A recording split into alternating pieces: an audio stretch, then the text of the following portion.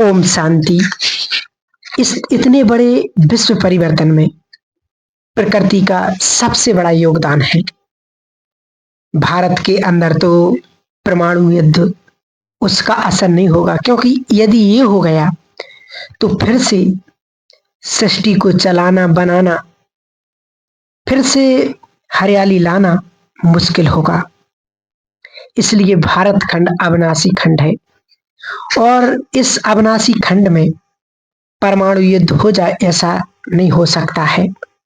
लेकिन जो दूसरे देश इतना बड़ा विस्तार हुआ है उसका तो खात्मा ही होगा। उसके लिए सब तैयारियां हैं। तो हम सब बाबा के बच्चों को विशेष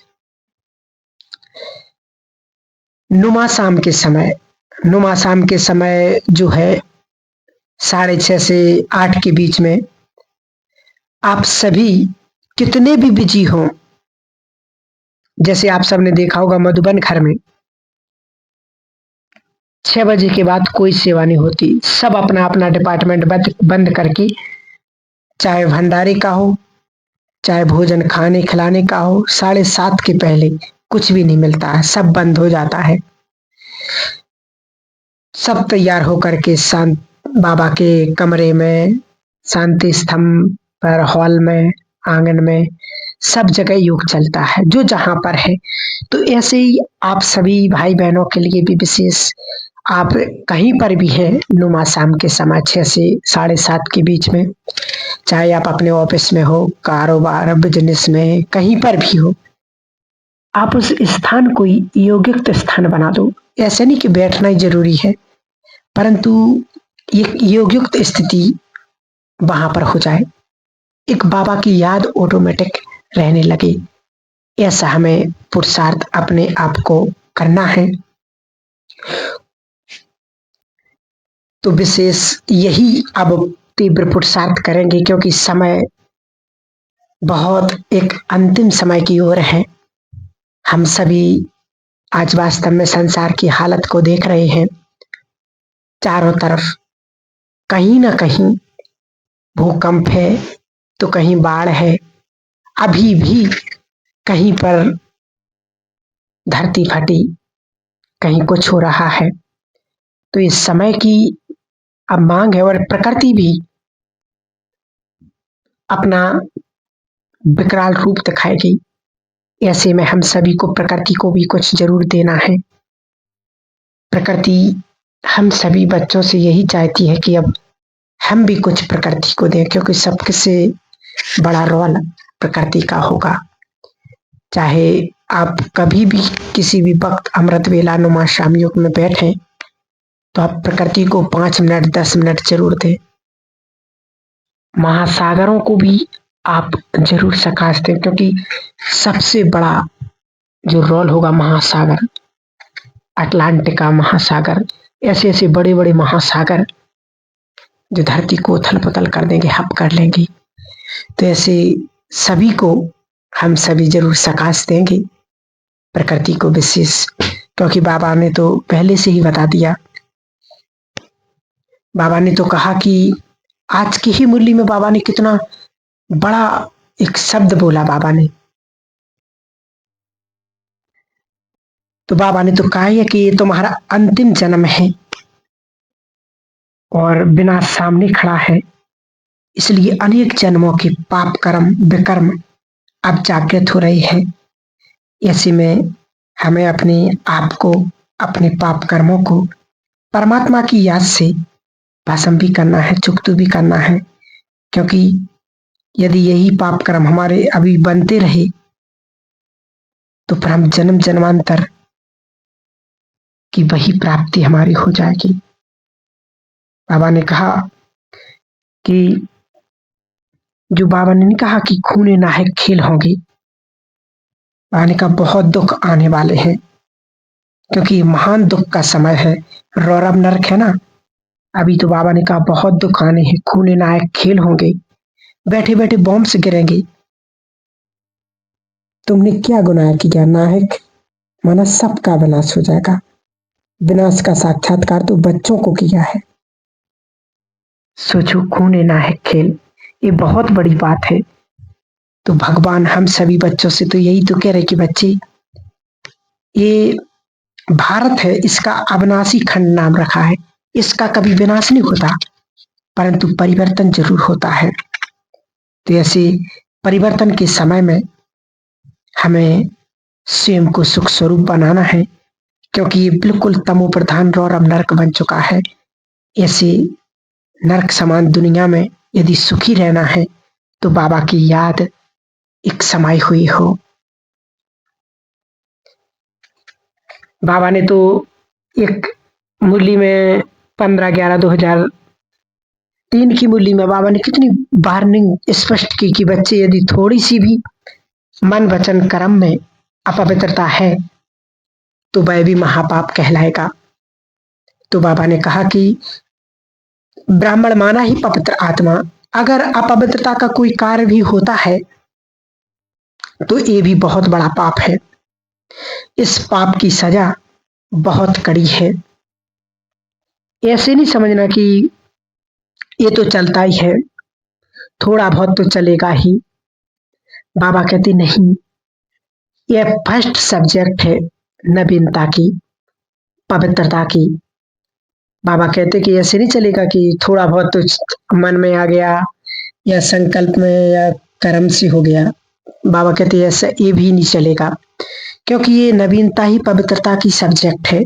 अगर ब्रह्मा बाप ने यदि गालियां खाई हैं तो वो किस कारण खाई? पवित्रता के ही कारण। हो गया ऐसा छूटेंगे नहीं कि हो ही गया तो चलो कोई बात नहीं, अब आपकी बार से नहीं करेंगे। तो बाबा कहते इसमें भी नहीं छूटेंगे, उसकी भी सजा मिलेगी।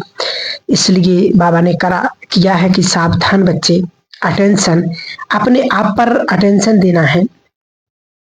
कोई भी आज, क्योंकि सभी ब्राह्मण बच्चे बिल्कुल ढीले होते जा रहे, खान पान में या अपनी धारणाओं में भी, कि थोड़ा बहुत तो चलेगा ही। लेकिन बाबा कहते, स्पष्ट बाबा ने कहा है, इसमें कोई भी नहीं बच सकता है। अलबेले नहीं बनना है, क्योंकि बाबा ने कहा ब्राह्मण चाहे सरेंडर है, चाहे सेवाधारी है, और चाहे प्रवृत्ति वाला हो, बाबा कहते इस बात में धर्मराज भी नहीं छोड़ेगा। चाहे कोई भी हो, चाहे समर्पित हो, सेवाधारी हो, कोई भी हो, बाबा कहते, लेकिन इसमें तो धर्मराज भी किसी को नहीं छोड़ेगा। बाबा ने कहा कि देखो, ब्रह्मा बाप भी इसमें धर्मराज को साथ देंगे, बाबा भी उस समय धर्मराज का साथ देंगे कि मैंने तो सब कुछ समझाया था, लेकिन फिर भी तुम नहीं चले, फिर भी श्रीमत पर नहीं चले। तो बाबा फिर कहेंगे कि मैं क्या करूंगा। तो विशेष यही पुरुषार्थ करना है। और आगे बाबा ने कहा, इसलिए चाहे कुमार हो, चाहे कुमारियां हो, कहां पर भी हो, कोई भी हो, बाबा ने कहा कहीं पर भी है, कैसी भी स्थिति, मधुबन में, चाहे सेंटर पर, चाहे घर पर, लेकिन इसकी चोट, संकल्प मात्र की चोट बहुत बड़ी चोट है। बाबा कहते यदि संकल्प में भी, हमारे मन में भी यदि किसी के प्रति विचार चल रहे हैं, तो बाबा कहते ये बहुत बड़ी चोट है। अगर मन पवित्र है तो जीवन पवित्र है, क्योंकि सारी चीजें, सारी एक्टिविटी मन से ही होती है। सबसे पहले हमारे मन में बात आती है, उसके बाद हम कर्म में आते हैं। तो बाबा कहते यदि मन पवित्र है तो पूरा जीवन पवित्र है। इसमें हल्की नहीं होना है कि थोड़ा कर लिया, क्या है। बाबा कहते थोड़ा नहीं, बहुत है। इसलिए बाप दादा ऑफिशियल इशारा देते हैं, इसमें नहीं बच सकेंगे। बाबा ने स्पष्ट इशारा दे दिया कि इसमें नहीं बच सकेंगे, इसका हिसाब किताब अच्छी तरह से लेंगे। बाबा ने कहा कि इसका हिसाब बहुत गहराई से लेंगे। इसलिए कोई भी हो, सावधान, अटेंशन, सावधान रहो और अटेंशन से सुनो। बाबा ने कहा सुना, सभी ने ध्यान से दोनों कान खोल करके सुन लेना। अगर प्रति में भी टचिंग ना हो, संकल्प मात्र भी टच ना हो, दृष्टि में भी टच ना हो और संकल्प में भी, तो वृत्ति और दृष्टि क्या है? बाबा ने कहा क्योंकि समय संपूर्ण समीपता का आ रहा है, बिल्कुल प्योर बनने का। उसमें ये चीज तो पूरा सफेद कागज पर काला दाग है। बाबा कहते कि इन महावाक्यों में कि अगर थोड़ी सी भी संकल्प मात्र है अपवित्रता, तो जैसे सफेद कागज पर छोटा सा दाग। इसलिए अपनी पुरुषार्थ को, अपनी सोच को, अपनी वृत्ति को इतना पवित्र बनाना है कि धर्मराज भी हमें सैल्यूट करे कि कोई प्रभु का लाल आया हुआ है। ऐसा हमें बन करके, ऐसा तीव्र पुरुषार्थ करके हमें जाना है, क्योंकि भगवान मिल गया, सब कुछ मिल गया।